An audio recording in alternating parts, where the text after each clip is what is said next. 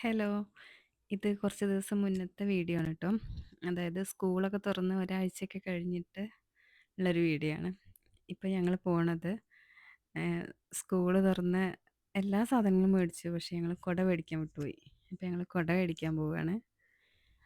കുട മേടിക്കാൻ മറന്നതല്ല ട്ടോ. കുട അവളുടെ അടുത്ത് ഉണ്ടായിരുന്നു. അപ്പോൾ അത് മതിയെന്ന് പറഞ്ഞു. പിന്നെയാണ് ആ കുട കംപ്ലൈൻ്റ് ആയത് അറിഞ്ഞത്. അപ്പം ഇങ്ങനെ അത് മേടിക്കാൻ വേണ്ടി പോയതാ. ഞങ്ങൾ വിശാലിലാണ് ഗൈസ്. അമ്മ എന്തൊക്കെയോ തരുന്നുണ്ട്. കുട വാങ്ങാനാണ് വന്നത്. പക്ഷെ അമ്മ എന്തൊക്കെയോ കണ്ണി കണ്ടതൊക്കെ എടുത്ത് നോക്കണ്ട്. സൂപ്പർ മാർക്കറ്റിൽ പോയാ പിന്നെ എല്ലാം ഓരോന്ന് നമുക്ക് കാണുന്നതൊക്കെ നമ്മൾ മേടിക്കുമല്ലോ. അപ്പം അതിനപ്പം ഇങ്ങനെ കളിയാക്കിക്കൊണ്ടിരിക്കുകയാണ്. പക്ഷെ ഞങ്ങൾക്ക് അവിടുന്ന് കുട കിട്ടിയില്ല കേട്ടോ. വേറെ എന്തൊക്കെയോ മേടിച്ചു കൂട്ടി. ഞങ്ങൾ ടർക്കി മേടിച്ചു, കിച്ചൺ ടവൽ മേടിച്ചു, ചെരുപ്പ്, അങ്ങനെ എന്തൊക്കെയോ എടുത്ത്. എനിക്കിങ്ങനെ എന്തെങ്കിലുമൊക്കെ കണ്ടാൽ എനിക്കത് അപ്പം മേടിക്കണം. അത് പിന്നെ മേടിക്കാമെന്ന് അങ്ങനെ ഒരു ഇതില്ല. എനിക്കത് കണ്ടാൽ അപ്പം ഇഷ്ടപ്പെട്ടിട്ടുണ്ടെങ്കിൽ അപ്പം എടുക്കണം. അങ്ങനെ ഞങ്ങൾ എന്തൊക്കെയോ മേടിച്ച് പോന്നു. പിന്നെ നമ്മളെ പുറത്തിറങ്ങിയ മെയിൻ പരിപാടി ഫുഡ് കഴിക്കുക എന്നുള്ളതാണല്ലോ. അപ്പോൾ ഞങ്ങളൊരു ഷവർമയും ലൈമൊക്കെ കുടിച്ചു. പിന്നെ പിന്നെ എന്തൊക്കെയോ സാധനങ്ങളൊക്കെ മേടിക്കാനുണ്ടായിരുന്നു. അപ്പം അന്ന് വെള്ളിയാഴ്ചയാണ്, എല്ലാവരും പള്ളി ടൈമല്ലേ. അപ്പോൾ അധികം കടകളൊന്നുമില്ല. കടകളൊക്കെ ക്ലോസ് ചെയ്തിരുന്നു. പിന്നെ ഞങ്ങൾ കുറച്ച് നേരം കൂടി അവിടെ വെയിറ്റ് ചെയ്തിരുന്നു. പിന്നെ 2 മണി ഒക്കെ ആയപ്പോഴാണ് 2 മണിൻ്റെ ഉള്ളിലാണ് കടകളൊക്കെ തുറക്കുള്ളൂ. അപ്പോൾ പോയി വേറെ സാധനങ്ങളൊക്കെ മേടിച്ച് പിന്നെ വീട്ടിലേക്ക് പോന്നു. പിന്നെ 4 മണിയൊക്കെ ആയപ്പോൾ കുട്ടനെ കൂട്ടാൻ സ്കൂളിൽ പോയി. പിന്നെ സ്കൂളിൽ നിന്ന് വരികയാണ് കേട്ടോ അത്.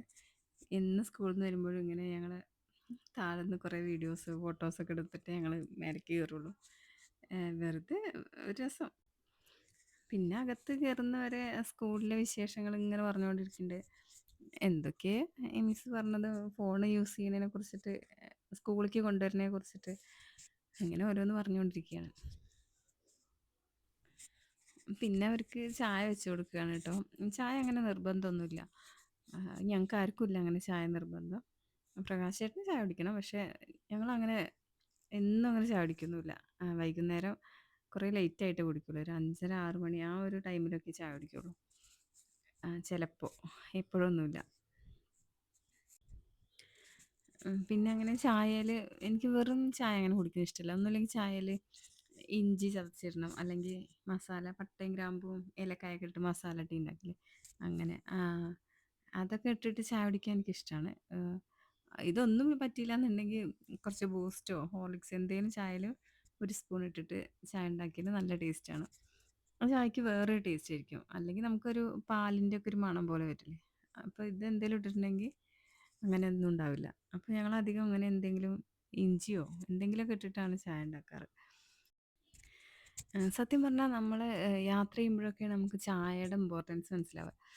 അയ്യോ, നമ്മൾ എവിടെയെങ്കിലുമൊക്കെ പോകുമ്പോൾ ഒരു ചായനെ കുടിച്ചാൽ നമ്മളെ ക്ഷീണമൊക്കെ മാറി നമ്മളൊന്ന് ഉഷാർ വയ്ക്കും. അപ്പോൾ അങ്ങനെ പുറത്ത് പോകുമ്പോൾ ചായ കുടിക്കാൻ കേട്ടോ. പിന്നെ ഞങ്ങൾ അധികം ഗൂഡല്ലൂർ പോകുമ്പോൾ അപ്പോൾ ഒരു വട്ടമൊന്നുമല്ല, എത്ര വട്ടം ചായ കുടിക്കാൻ പറ്റും അത്രയും വട്ടം കുടിച്ചുകൊണ്ടിരിക്കും. അവിടെയൊക്കെ നല്ല ചായ കിട്ടുകയും ചെയ്യും. അപ്പം അങ്ങനെ കുറേ ചായ കുടിക്കാറുണ്ട്.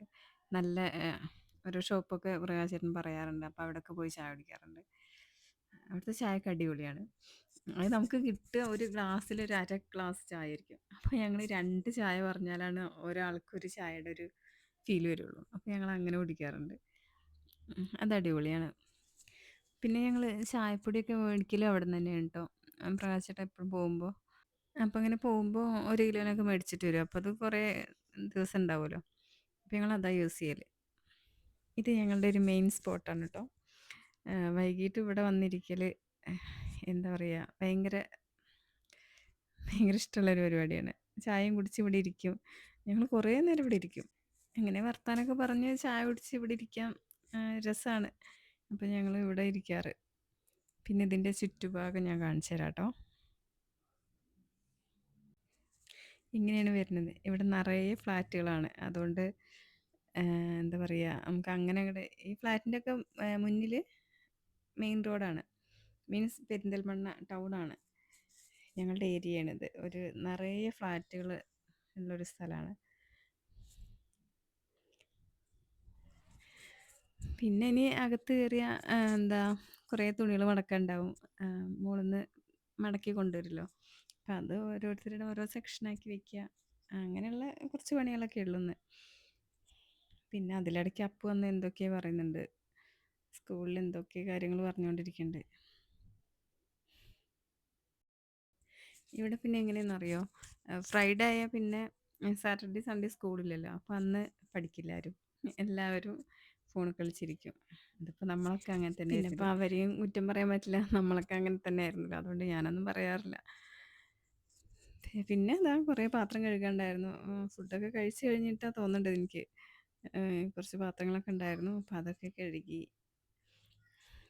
പിന്നെ എന്താ, അരി അരയ്ക്കാനുണ്ട്. അപ്പോൾ അങ്ങനെ കുറച്ച് അല്ലറ ചില്ലറ പണികളൊക്കെ, അത്രയൊക്കെ തന്നെയുള്ളൂ.